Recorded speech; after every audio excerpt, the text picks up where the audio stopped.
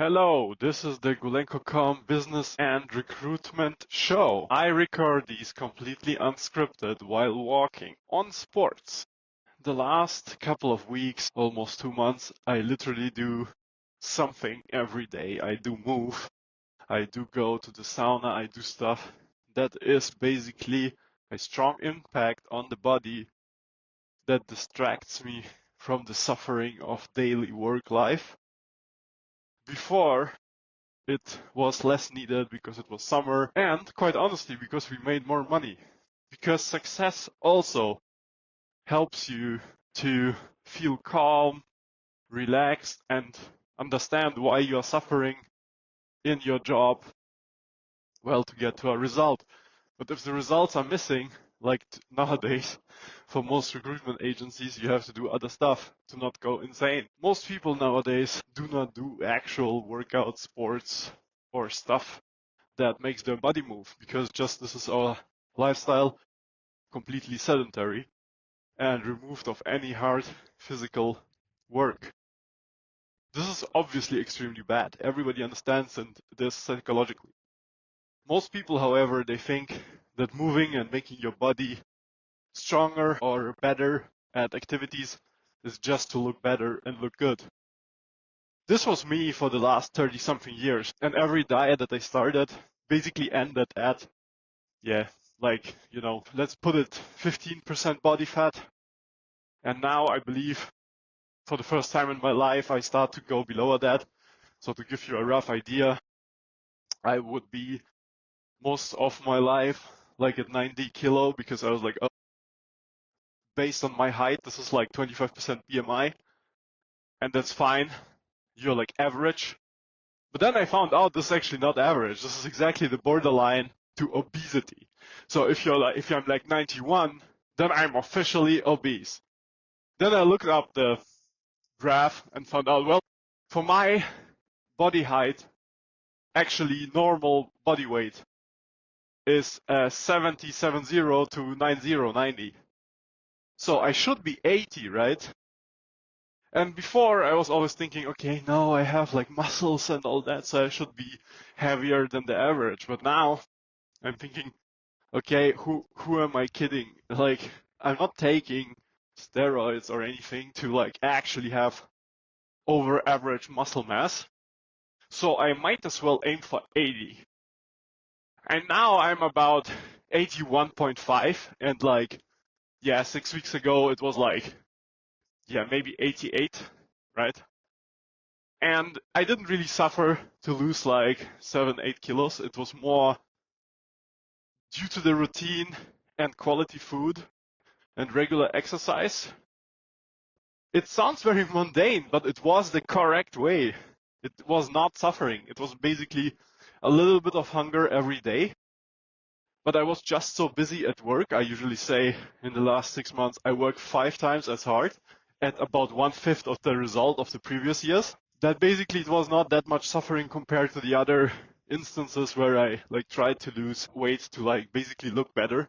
This time it's not like that. It's like I'm doing all this, like eating less, eating good quality stuff, working out, to like not go insane because of the job. And it works much better actually, because the result is like, of course, nice to look in the mirror and like don't see a gut, like a belly. There was always like another thing actually that made me do this was like I looked at the picture of myself. I was like 8 years old, and it was like a gut. So there was always some gut-ish situation in my life, I guess. And this was the last straw where I'm like, okay, this is over. The mental clarity is good. The interaction with like candidates, colleagues, everybody's much better because I'm much clearer in my head. There's no like jumps, So the trick is actually not to do anything you dislike, right? That's really like what helped me. You have to, like in my case, I do like a typical bodybuilder split. Chest, triceps one day, biceps the next, then legs the third, and then just every day that. Obviously it's not, longer than 30-40 minutes and not that high intensity, because otherwise you can't keep this up for like 6 weeks. But like you listen to your body and you do what you like. Other people like, I don't know, doing more cardio related stuff or swimming. I do swimming also sometimes.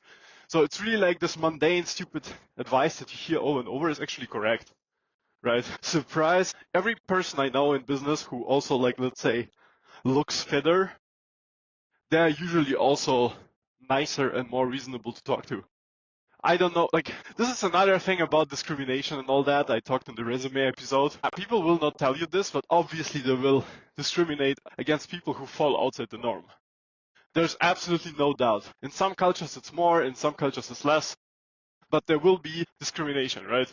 If you're like a certain age, you don't have family and kids, if you look very, very obese, I just will say it as it is. In business, there will be discrimination. So again, we live in the real world and not a fantasy world, and people will judge you.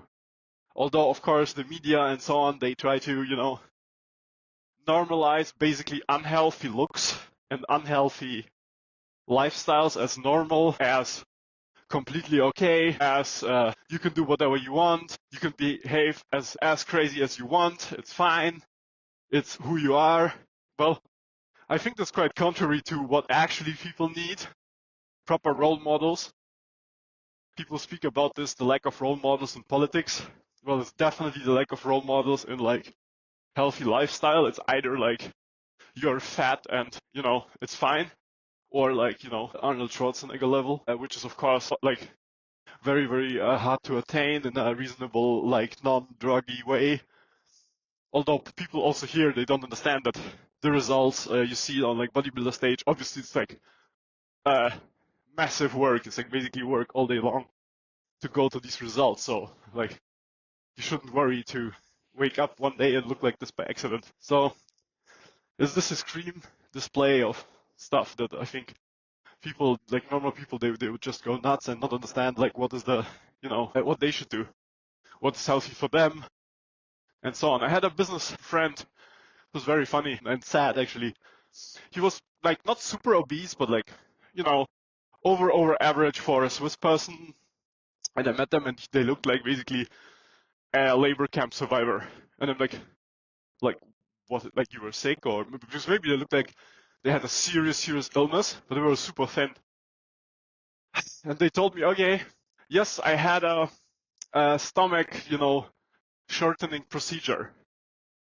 And now I'm thin, but for the rest of my life, I have to take pills because my stomach or gut or whatever can't handle process basically certain nutrients or something like that. And I was like, man, and a couple of days before, spoke with my basically food coach called Jakob Günther. You look him up on Twitter, he's very good. He had himself like thousands of stuff with his gut.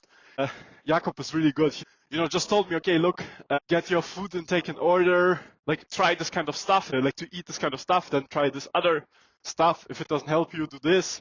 Do the coffee, sensitive to coffee, okay, like just drink coffee as a dessert. Don't just do it first thing in the morning, and just small stuff like that.